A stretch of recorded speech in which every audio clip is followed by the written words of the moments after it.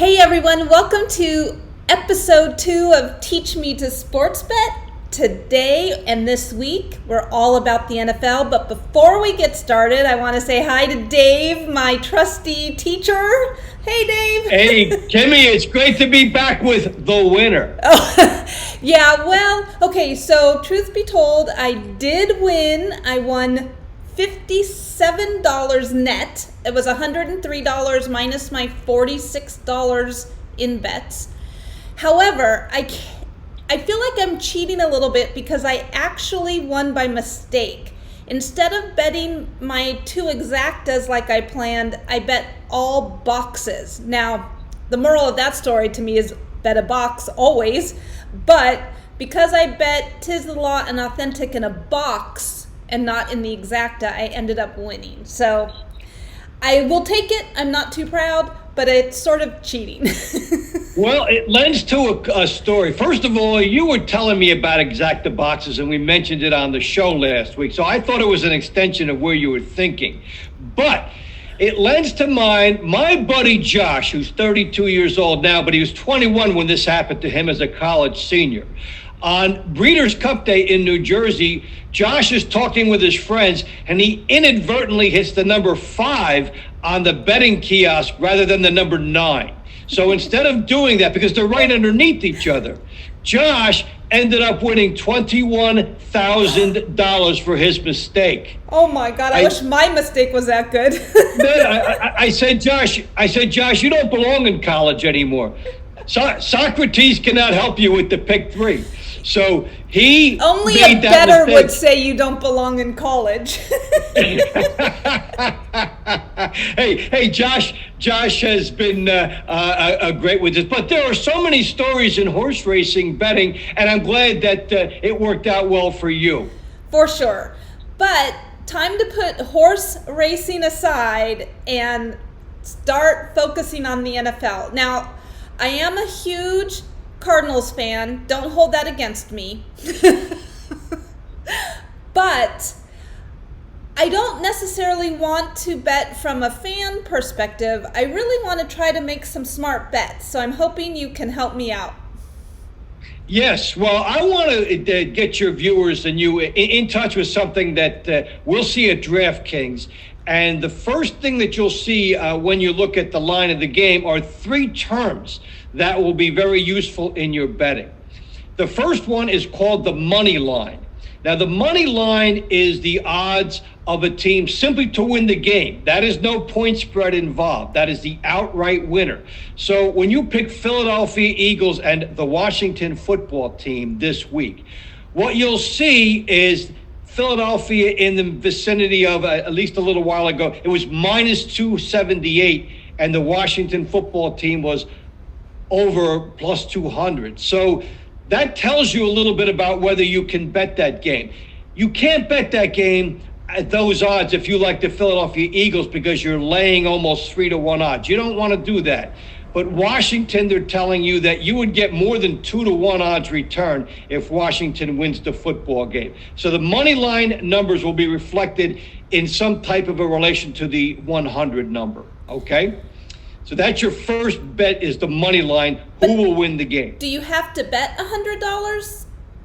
No, they use it for a reference for you to determine. You can bet $10, but the way they set it up for 100 is that you can get a feel for what it would be. So say for the Washington Redskins, if it's plus 225, the Washington old Redskins, the Washington football team, if it's plus 225, right? Hey, if it's plus 225, that means if you bet $100, okay, you would win your $100 plus 225 more dollars if they win the game. That sounds good. If you bet, but why you wouldn't do it for the Philadelphia Eagles is if the number is minus 278, you would have to bet $278 to come home with $100 profit. Ooh. That's not good. So that's why the money line is something that's one of the indicators you have about the game. But so I'm going to guess that the money line, obviously, your favorites are then by that negative number, but then do you ever bet the favorite on a money line? You might, if we get into parlays, which might be another discussion for another show or later in this one. Yes, you would. Keep it simple. The money line is your first look. But then the other look, and what people will talk about most, and you'll hear most in your discussion, is the spread of the game. The point spread in Philadelphia and Washington is Philadelphia -6 as of the last time I looked at DraftKings. Now that means Philadelphia is favored by 6 points to win that game. Okay. So if Philadelphia wins the game but by less than 6 points, Washington bet wins. If Philadelphia wins by more than 6 points, the Philadelphia bet wins. What happens if there's a 6 point difference and it's not more or less? What's that? You mean if it ends up exactly at 6? Mm-hmm. Then it's a push. And then everybody gets their money back. No, it winds up no charge to me or anything? I just get my bet back?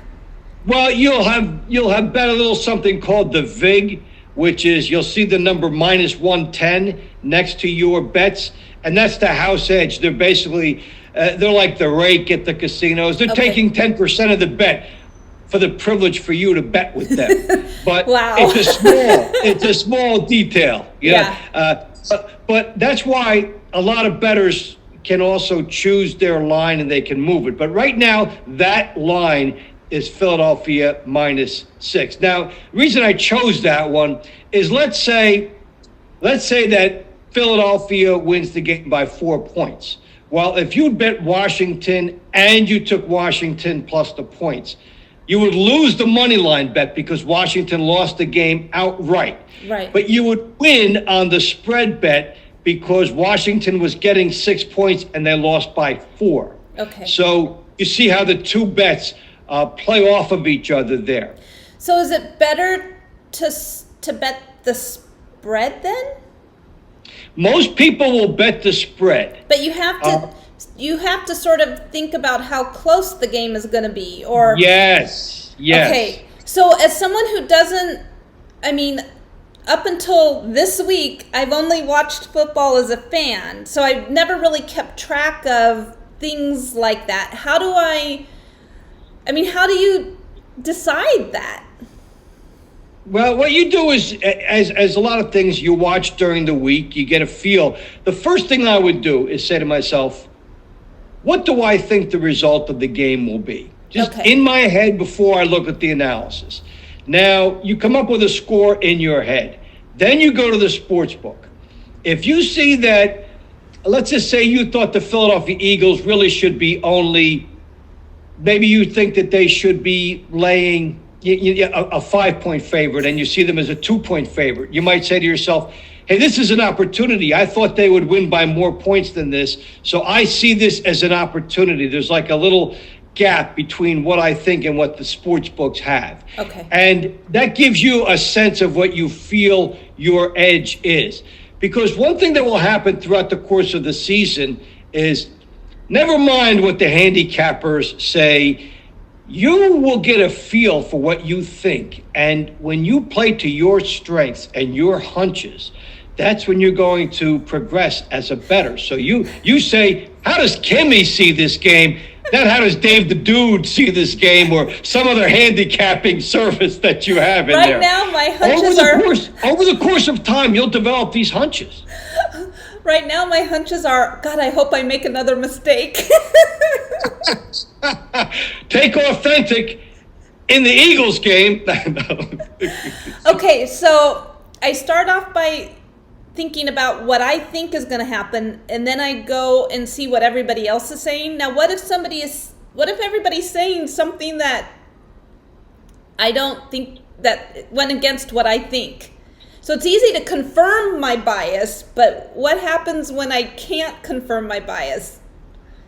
Well, then if you can't confirm your bias, that would be a situation in which you say, okay, I think the line is this, and it comes up exactly what you think it is. Mm-hmm. Then I would say you're in a 50-50 game. That basically, that line is exactly where that game is. If you see a little bit of a difference, I would say if you see a difference that's 2 or 3 points different to your advantage, I think that's when you make a bet. If the difference is way more than that, my feeling is, well, maybe I missed something with an injury, or there's something that's come up lately on that. So that is one way that you measure that. And then the other thing you can look at is how the line and the betting moves over the course of the week. Because there are so many sports books now, there's competition and lines move. So you will see 6 points, and then you'll see maybe 5.5 points, and then you'll see maybe 5 points. And then you'll get a sense, as you bet more, you might look at it as stock. Hey, I love this game at 6 points. Now it's 4 points. I love it more. Oh. So I like it more. You're going to get a sense of how you feel about those things. But it just takes time. So, like, with the Kentucky Derby, I waited till Saturday early afternoon to place my bet. But I guess my question is it sounds like the earlier in the week is better to bet, or is it, but then there's more stuff that'll happen down the road that might change the outcome. So when's the best time to place your bets for NFL? I'm always an early and late guy. I start out with, I might make a small one in the middle of the week based on my perceptions and feelings. And then when you look on Saturday or Sunday for the NFL, you'll see not only the line movements, you can get a sense of where the public is betting and what you think is whether you agree with them or not.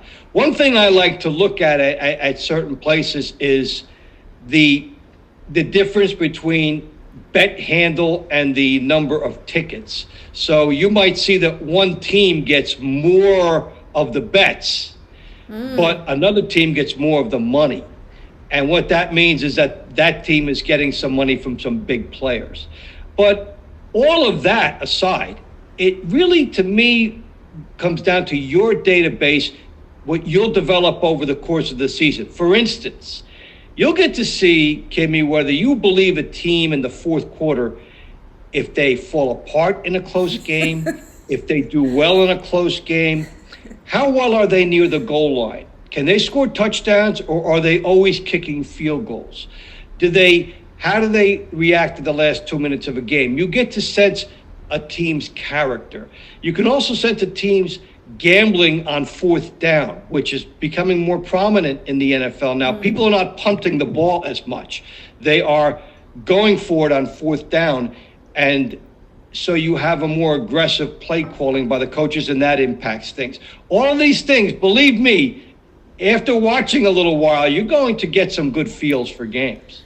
Okay, so I will say that my heart was racing so fast during the Kentucky Derby that I thought I was going to have a heart attack because I was so nervous for $46. Of course. It's just winning that matters.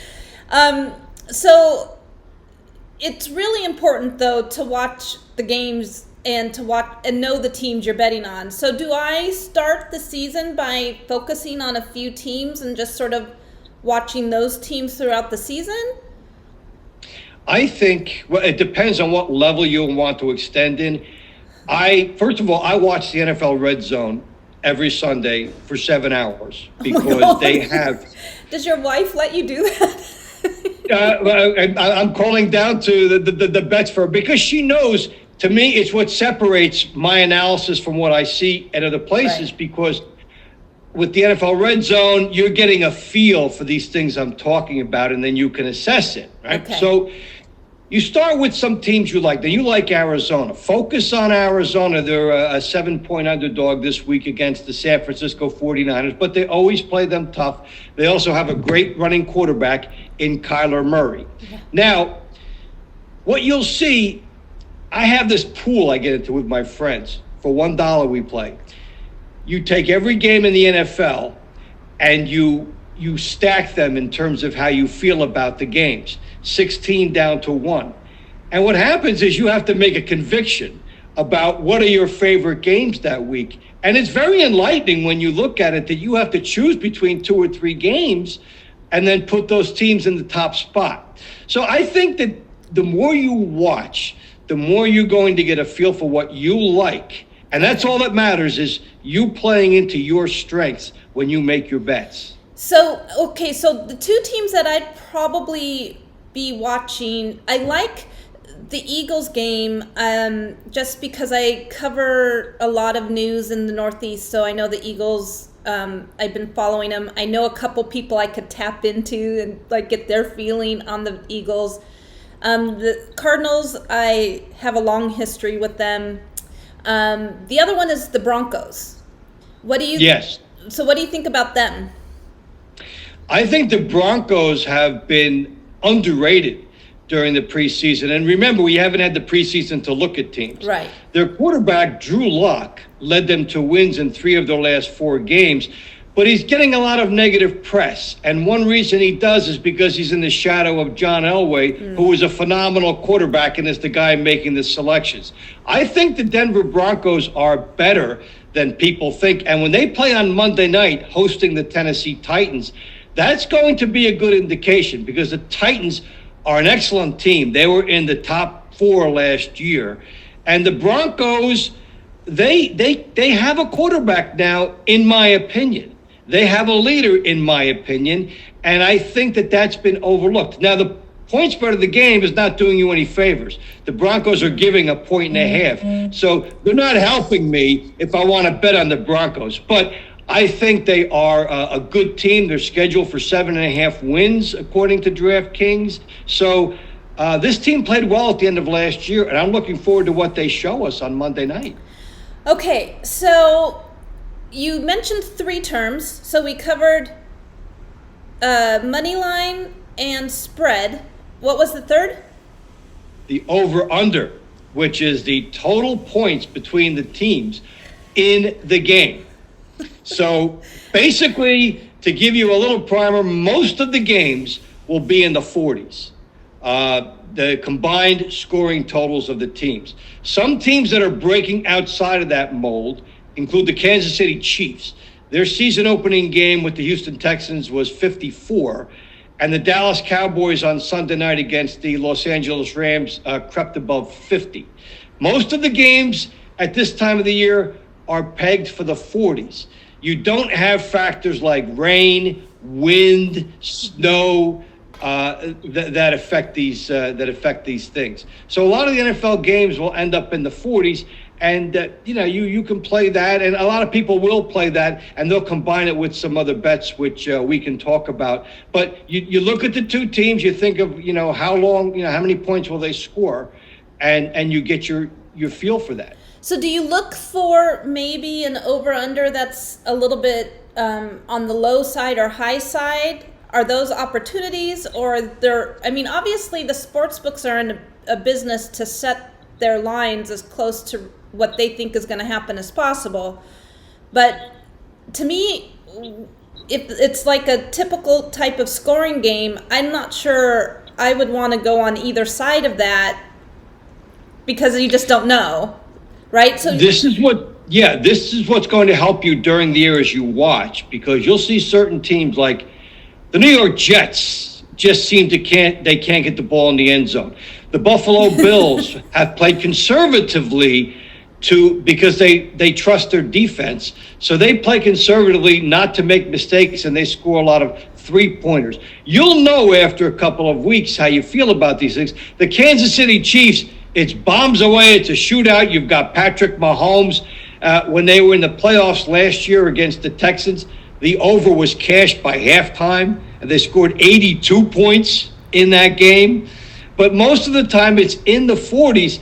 Now, something like the Eagles and the Redskins, they always seem to play a high-scoring game for some reason. Okay. And I like those. I like taking overs in those kind of games, because the defenses are not that great. Look for a bad defense, and then you'll have a good bet for the over. So that's really what the over and unders are about, right? Or how good are the offense and defense of any team? If you have, yes, and then you find out how those match up, and then you can maybe bet it, I guess. Yes, well, that's funny. You talk to an NFL bettor, and you always take the word maybe out. He'll say, I'll bet it for openers, and then I'll see what I like after that. But it's like anything else. Now, what you're going to see throughout the year is you will see the sports book moving that number up for the Kansas City Chiefs if Right. those numbers get hit. You'll see it at close to 60. I saw an over-under with the Chiefs at over 60, and the over came in. Wow. So that's what happens. An early season in the NFL, week one, you do get some blowouts. So I do like some over bets. Okay, I have a betting logistical question for you, because I've sort of decided that I was going to sort of start with about $500. I don't know what the right amount is, but that's sort of what I feel completely comfortable. If it all goes away, I wouldn't like it very much. How much am I betting? I guess that's my question. I don't know. How much? That's a great question. First of all, with your Derby, you got a lot of action for the $46. And NY Traffic came out of the gate and ruined Honor AP. I know. Otherwise, Honor AP would have done better than fourth. So you had the right horses in everything you were doing. Well, I think thanks to you. I listened to you. and there they were. It's like if you were at poker or you had a blackjack budget or something. And when you look back at a successful season, you will see that you did well when you felt it. You bet more, and those bets came in. I start light on the idea it's week one of the season. Okay. There was no preseason. We have nothing to really base it off other than the off-season moves that were made. So I start light. I try to get a feeling for how teams' different patterns are. Most of my heavier betting comes in the midseason when I feel that I know those teams. And when you feel you know a team, how it reacts, maybe when you feel they're due to win a game, then you can play with more money. Last year, Johnny Avello from DraftKings told me that the Chargers in Los Angeles, everybody bet against them when they were at home, and they bet for them when they were on the road, which was opposite. He said the Chargers are a terrible home favorite. And he was right. It came out that way. You're going to see some of these things over the course of the season. So I would start small and bet with the ones you want. And it's funny, when you said how long you wanted it to last, when you said $500, I was going to say, well, Kimmy, what game are you betting with that? Oh. But you're going to make that last for a whole season, and I think that's smart. You'll have fun when you bet small. Well, I want to make it last. It's not that I can't add more if I need to, but at least for now, this is like what makes me comfortable. I don't know. Here's the thing. I don't like throwing my money away. I do know that I am basically in sports betting school right now, and I have to pay for these lessons one way or another. I am not naive. However, I do want to maybe not lose so much while I'm learning. And then once I know what I'm doing, or I feel like I have a little bit more behind me, I can look at it a little bit differently. That's a good principle, even for a seasoned bettor, because you don't want to get in the hole with stuff you don't love. I think a good principle is bet on something you love. Maybe double your bets on something you love. And if you're not sure, bet very light. When you add it up after the season, most of us will probably pick between 45 and 55% accuracy on the games. Just long term, that's been the history of it. So if you say to yourself, you're going to be right 45 to 55% of the time, how does Kimmy make money? Kimmy makes money by having the right amount of money on the bets she loves. So that's what it is. When you look at it long enough, something is going to say, play me. And when you get that feeling, that's when you go double up. I think that's how you succeed long term. And the other question about how much is, well, what number moves your blood pressure? Well, when you start to look at the game and, it gets to be too tense, then you have too much money on it. So you say something's going to say play me, but I would venture a response to that and say, well, if you're a gambler, everything says play me. Well, that's why most gamblers don't win. Even when something says play me, you'd be happy if you hit that 2 times out of 3, because there is still randomness involved in the outcomes of games. There's not much that separates the level of the athletes. But if you go light and then heavy when you win, that might be the equivalent of somebody who's playing blackjack and lost very little money when they were cold, when they couldn't get any cards. And then when they got hot, they loaded up and they sensed when that time was. The same principle applies to sports betting. So that's why I say there are going to be times when you feel it. And when you feel it, that's when you go. And until you feel it, go low. Okay, so I think that's enough for me for 1 week. But here's my plan, I think, until it changes. I'm going to look at the Cardinals because I feel like I know a lot of the backstory of the Cardinals because I've been watching them since my boys were very little. I'm going to look at the Eagles because I am going to tap into my friend Bill Gelman over at PlayNJ.com because he is a huge Eagle fan. I'm going to see what he has to say. And I trust him. And then I'm going to look at the Broncos.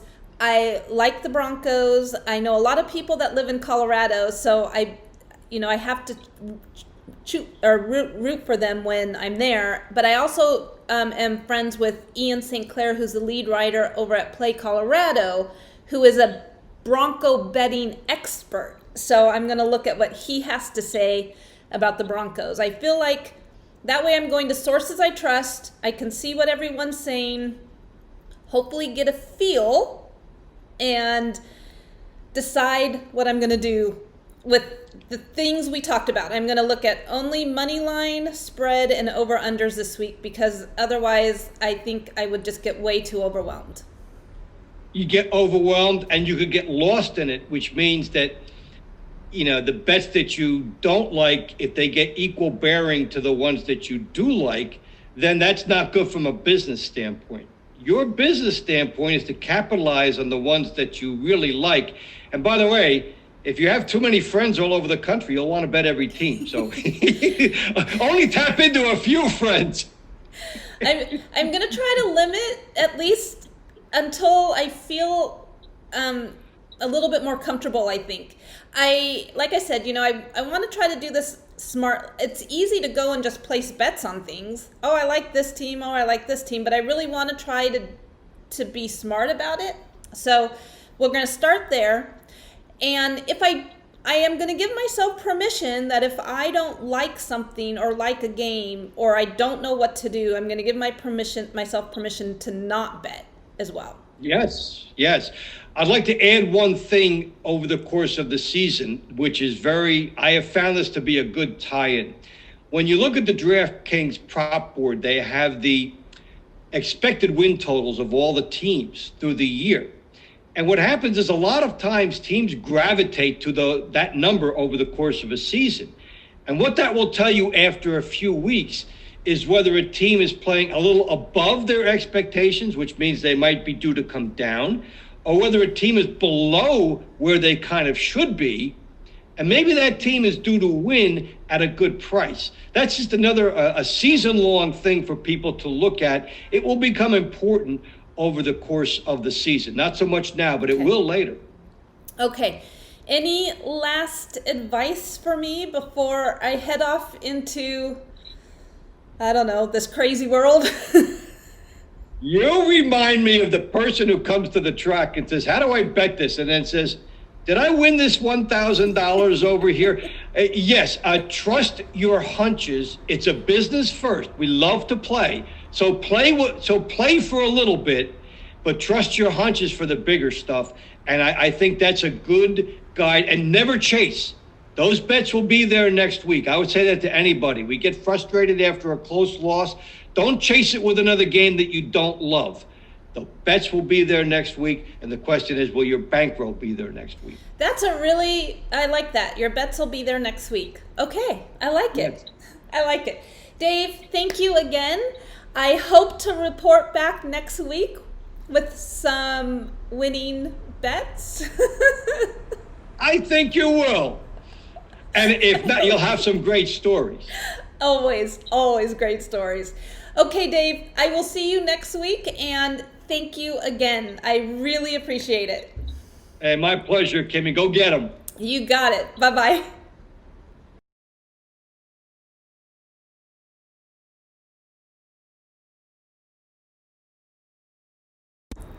So I have a plan. After reading several articles over at thelines.com, a Broncos-specific article over at Play Colorado, and some Eagles content over at PlayNJ, I've decided that my best bet is not to bet. Now, hear me out, because this might sound a little bit like I'm afraid to bet or I'm, taking the easy way out, but the reality is 2020 has been a crazy year already. We don't have a preseason, and I don't really have a feel for these teams.